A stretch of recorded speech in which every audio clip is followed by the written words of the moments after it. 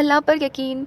कभी कभी लाइफ में ऐसा वक्त आता है जब हमें लगता है कि हमारी दुआ एक्सेप्ट नहीं हो रही, हमारी मेहनत रिजल्ट नहीं ला रही और शायद अल्लाह हमसे नाराज़ है। हेलो गाइस, अस्सलाम वालेकुम। I hope are doing very well. Another day another vlog. और आज का व्लॉग स्टार्ट हो गया है और ये अच्छा खासा दिन हो चुका था। तो आज दिन की शुरुआत करते हैं। आप व्लॉग को एंजॉय करें। और मैं कह रही थी कि हमें लगता है कि अल्लाह हमसे नाराज़ है, लेकिन याद रखिए अल्लाह कभी अपने बंदों को इग्नोर नहीं करता। एक छोटी सी स्टोरी है। एक लड़की हर रोज़ अल्लाह से एक ही दुआ करती थी। वो कहती थी, या अल्लाह मेरी मुश्किलें आसान कर दीजिए। दिन गुजरते गए लेकिन उसकी सिचुएशन वैसी ही रही। एक दिन वो बहुत उदास हो गई, सोचने लगी शायद मेरी दुआ नहीं सुनी जा रही है। फिर उसके दिल में एक थॉट आया, अल्लाह से मांगी हुई हर चीज़ का जवाब ज़रूर आता है, बस उसका वक्त हम डिसाइड नहीं करते। उसने अपनी फ़िक्र अल्लाह के हवाले कर दी और धीरे धीरे उसे समझ आया कि जिस चीज़ को वो डिले समझ रही थी, अल्लाह उसके लिए उससे भी बेहतर वक्त प्रिपेयर कर रहे थे। इसलिए अगर आज आपकी लाइफ में भी कोई टेंशन है, प्रॉब्लम है या डिसअपॉइंटमेंट है, तो हिम्मत मत हारिए। दुआ कीजिए, सब्र कीजिए और अल्लाह पर तवक्कुल रखिए। तो इंशाल्लाह सारी चीज़ें ठीक हो जाएंगी। और आते हैं हम अपने व्लॉग की तरफ। तो मैं बना दी थी बर्गर। और क्योंकि शाम का टाइम था और मुझे शाम के टाइम पे ना कुछ खाने का मन होता है। और इधर है ना, मेरे बेटे को भी कोल्ड कफ हो रखा है बहुत ज़्यादा। और मेरे भी ना गले में थोड़ी सी जैसे कांटे चुभते हैं वैसा हो रखा है।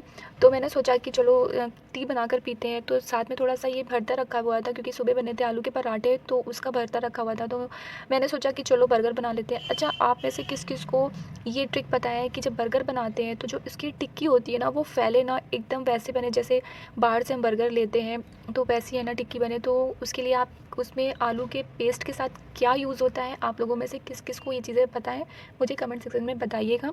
और नहीं पता है तो मुझे ये भी बताइएगा कि आपको नहीं पता है, तो मैं आपको नेक्स्ट व्लॉग में या फिर कमेंट के रिप्लाई में आपको बता दूँगी। तो आज मैं बना रही थी चाय, और चाय मैं अदरक वाली बनाने जा रही थी, क्योंकि जब कोल्ड और कफ़ होता है ना, तो अदरक की चाय ज़्यादा अच्छी लगती है। और अदरक की चाय के साथ मैं गुड़ की चाय बनाने वाली थी, गुड़ अदरक की, क्योंकि मेरे बेटे को बहुत ज़्यादा कोल्ड कफ़ और फीवर हो रखा है।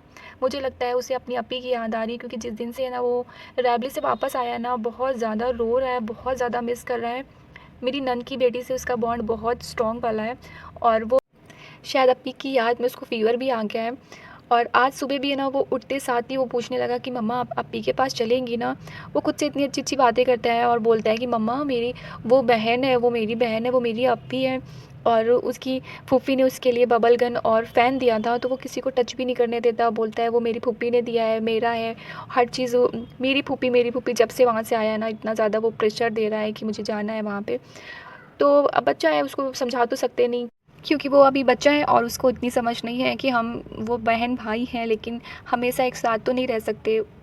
और मेरा बेटा भी ना अपने बिल्कुल डैडू जैसा है, जैसे डैडू के अंदर ना बहुत ज़्यादा हमदर्दी है, इतनी ज़्यादा उनके अंदर हमदर्दी है ना, वो किसके लिए क्या कर दें।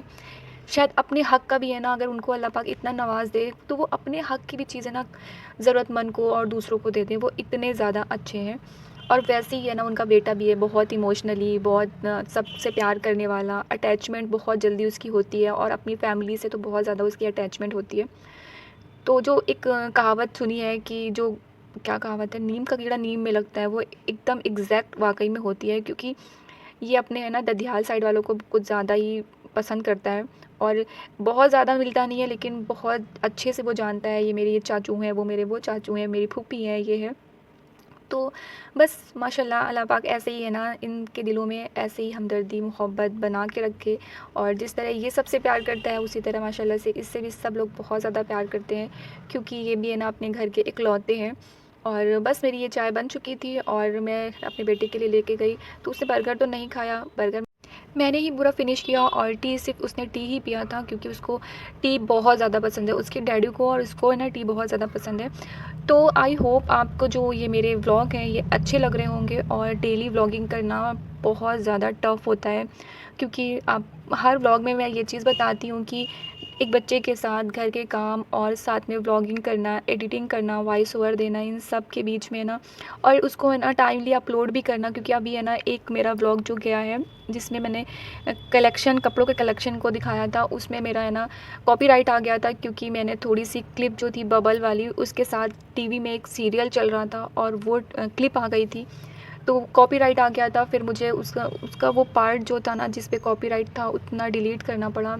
उसके बाद बहुत ज़्यादा ये ब्लॉगिंग बहुत ईज़ी नहीं होती है। इसके लिए आपके पास फ्री माइंड होना चाहिए, कोई टेंशन नहीं हो, बेबी और घर का बर्डन नहीं होना चाहिए, क्योंकि कभी भी कुछ भी हो जाता है। और इसका ये टाइमिंग होता है कि आपने अगर 2 बजे अपलोड करना है तो 2 बजे ही अपलोड करना है।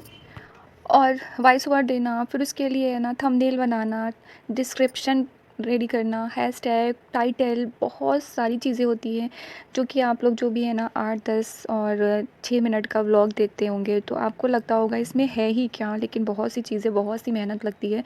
जो लोग व्लॉग बनाते हैं उन्हें पता होगा ये चीज़। व्लॉग अच्छा लगा है तो लाइक कमेंट ज़रूर कर दीजिएगा। अल्लाह हाफ़िज़।